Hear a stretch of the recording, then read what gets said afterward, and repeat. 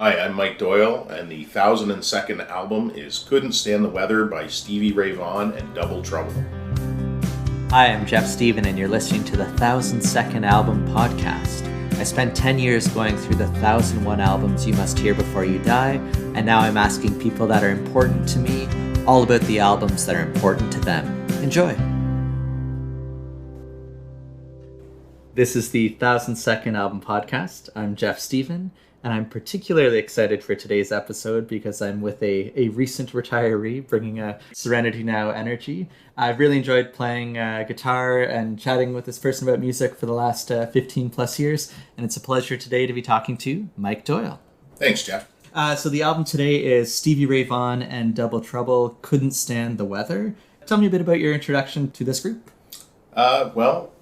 Couldn't Stand the Weather actually wasn't the first Stevie Ray Vaughan album that I listened to. I was introduced to Stevie by likely my first ever guitar jamming friend, a guy by the name of Dave Ball. Mm-hmm. And back in the day, it was a thing to share cassette tapes around. Yes. And I think this was early in the day of the double cassette recorder. Okay. And so David pumped out a couple of cassettes for me of people he was listening to at the time, Jimi Hendrix, The Who, and he tagged on a couple of tracks from Stevie Ray. And as soon as I heard it, I knew I wanted to hear more. I hadn't listened to the blues too much as a young kid.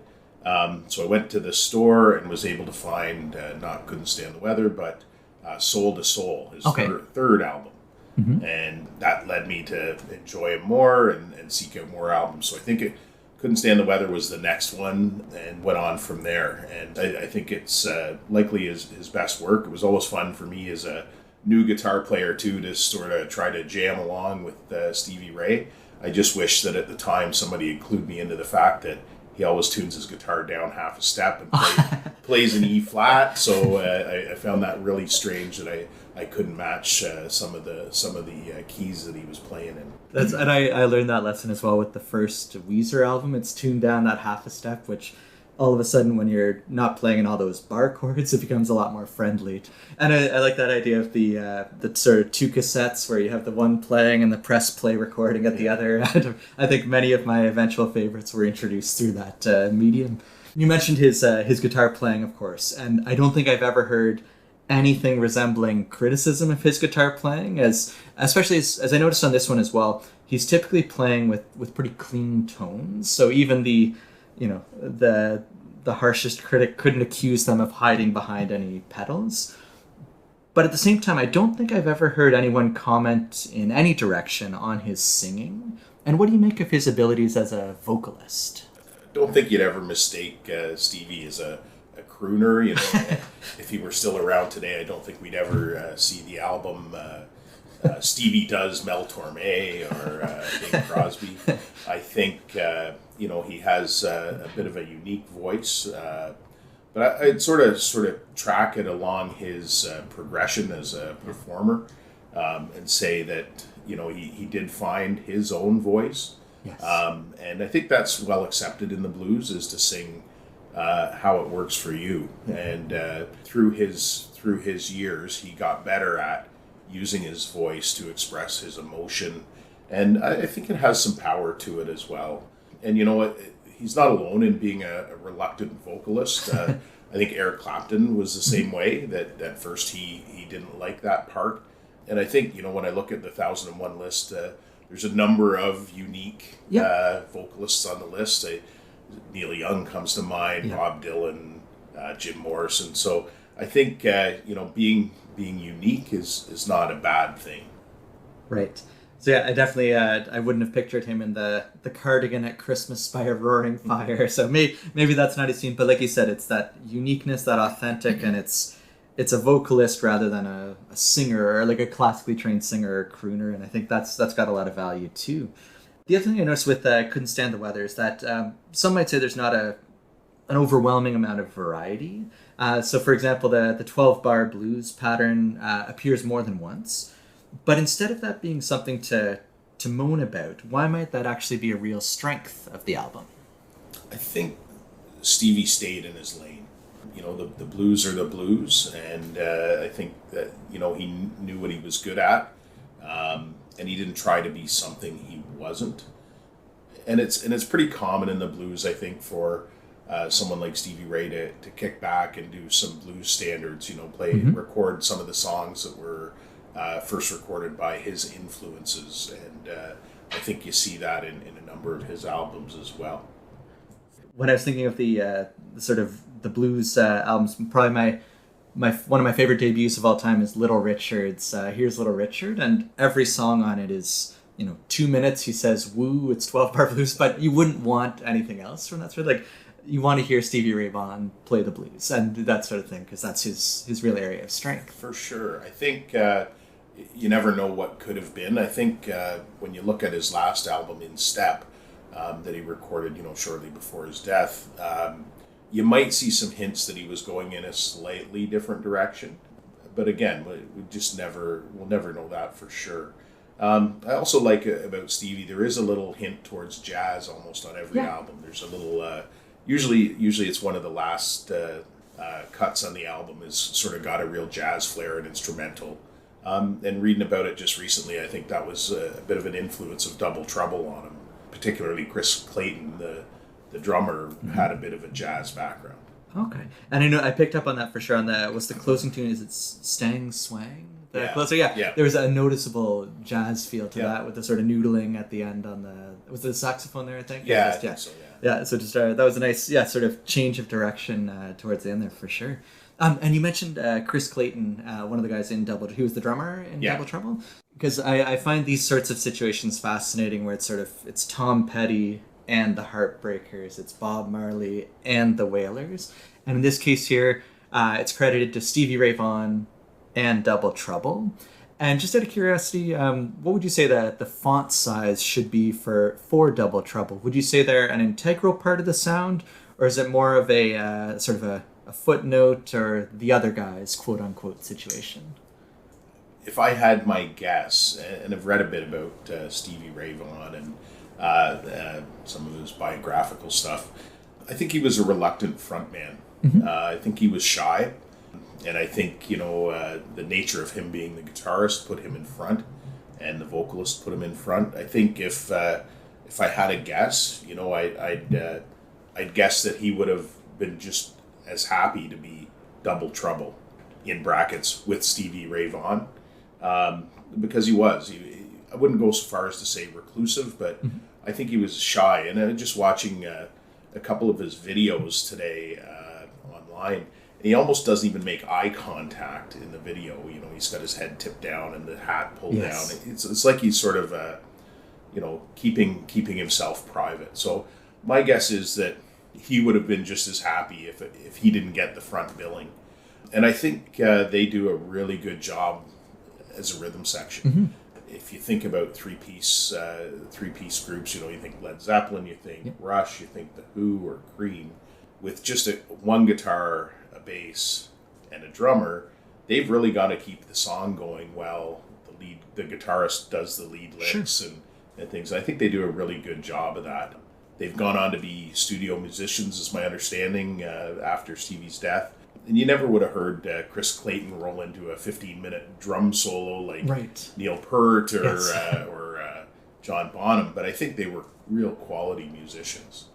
And there's something to be said for those musicians that they don't need the spotlight to tell. It's sort of like as we're both fans of athletes as well, where if you are great, you need not advertise. So sometimes the most capable musicians are the ones who recognize their role. If we're here to be part of the full sound, to keep the song going during the riffs or the licks or that sort of thing, as opposed to competing for attention. So there might be something to that. I think they were a team. As you say, some people did not treat their backing bands the same way. You think of the breakdown of Bruce Springsteen and the E Street Band, for instance, where maybe Bruce's ego was a little bit larger than Stevie Ray Vaughan's. And I think just looking at some stuff today, I read that they were both pallbearers at Stevie Ray's funeral. Oh, okay. So I think there's evidence that they were on fairly equal ground. Oh, that's good. Yeah. Yeah, and they're a united group there. I like that. Yeah. I guess sort of a summary question, and I imagine we'll probably get into some individual tracks along with this, but sort of as a starting point, what is it about, even if this wasn't your gateway album, what is it about this one that makes it your 1,000-second album that one must hear? Well, of course, I made some notes being me. So I think three things about the album stand out or about its place.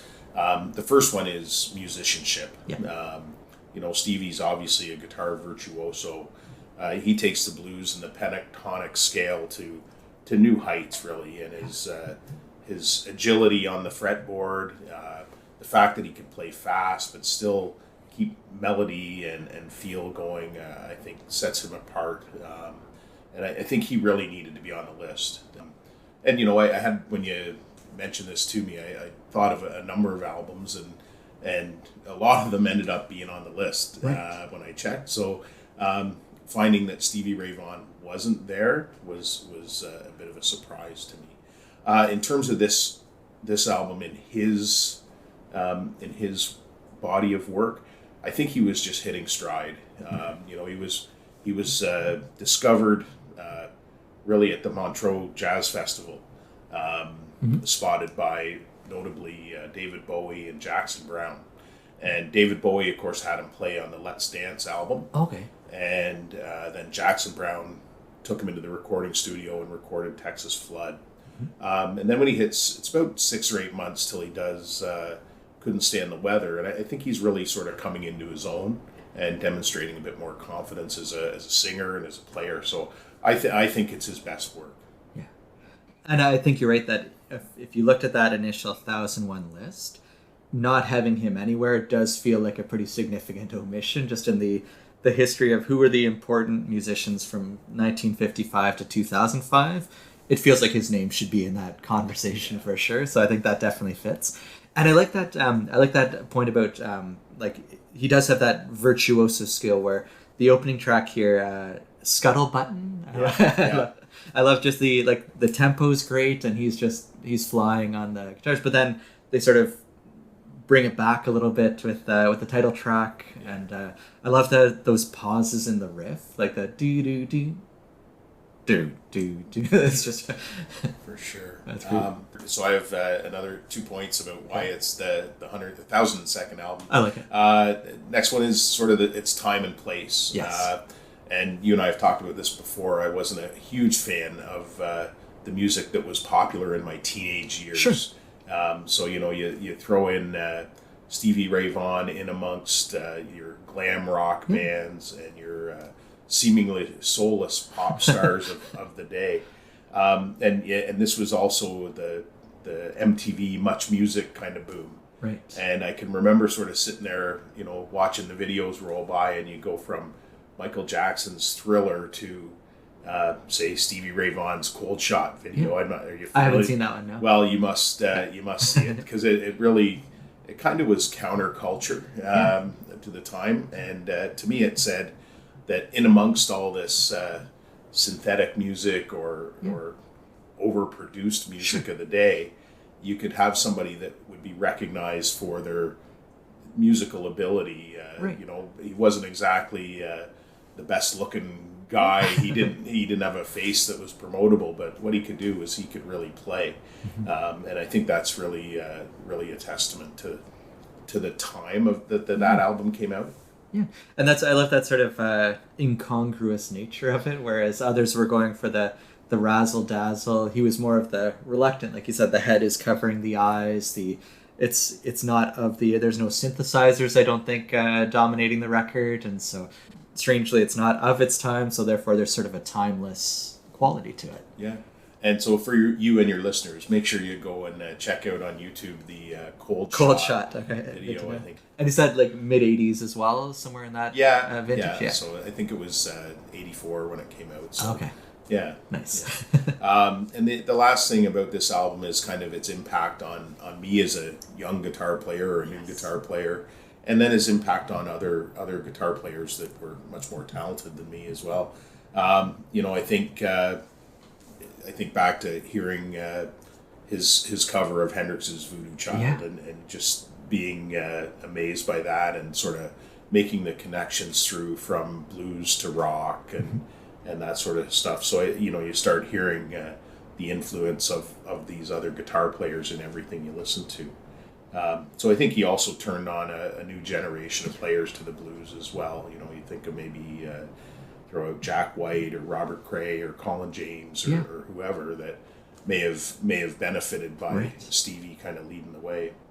I like it. And that I thought that was such a bold move covering Jimi Hendrix too, because if you asked like our high school students who are the greatest guitar players ever, I'd imagine Jimi Hendrix would probably chart pretty highly on that list. So if you're because at this point he wouldn't have been all that well known in the industry, like some he would have been familiar but not necessarily a household name, and all of a sudden you're covering Jimi Hendrix. I'm not just covering him, but just that's what a version of Voodoo Child. And so that's I love that there. And I think there's that guitarist impact for sure, where I can't remember who said it, but they were talking about perhaps the two most influential guitarists in their life were Eddie Van Halen and Johnny Ramone. Eddie Van Halen because you listened to it and just thought, oh my goodness, how is he doing that? And then Johnny Ramone was like, I think I can do this. And there's that sort of inspiration to play. I'd imagine Stevie's probably closer to the former, but still there's that inspiration you hear to pick up the guitar and try playing along, like that sort of ambition to attempt to replicate. Yeah. And I think calling this lacking in variety is a bit misleading, because you'd get to a song like Tin Pan Alley, where it's just a totally different tempo and totally different feel. And so even though it was all sort of blues and rock, there was within that structure there was a lot of interesting things happening. Yeah, I think people do talk about Tin Pan Alley being particularly a great song to listen to get a sense for his talents of combining some chord work and leads and really expressing himself, really, not just playing notes, but actually, putting some feel through his fingertips and his ability to express himself that way was phenomenal. And I think those are probably the guitarists I gravitate to as well, where it's not just technical proficiency, but there's like you said, there's feel. There's something that takes it to the next level, which is great.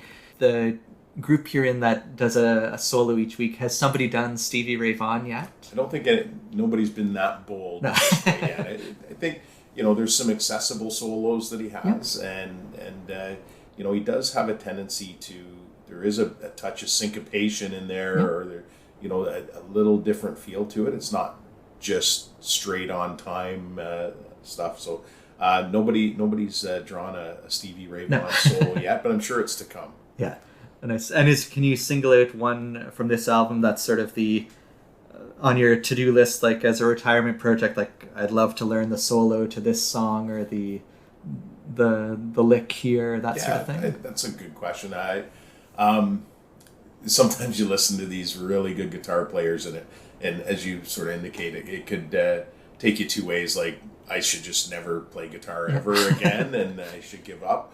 Or there's one that's accessible that I feel like I can play that. So I think Cold Shot. I think the lead in Cold Shot is definitely an accessible one. That if I were to give one a shot, I think I'd go with that. Okay, nice. And so it's both on our to-do list, where your task will be to learn the solo, my task will be to watch the video, and hopefully check those off our respective lists. And I think that's just when you're talking there, that's something I'm now realizing I really liked about this. Is it sounds like people playing together. It's not.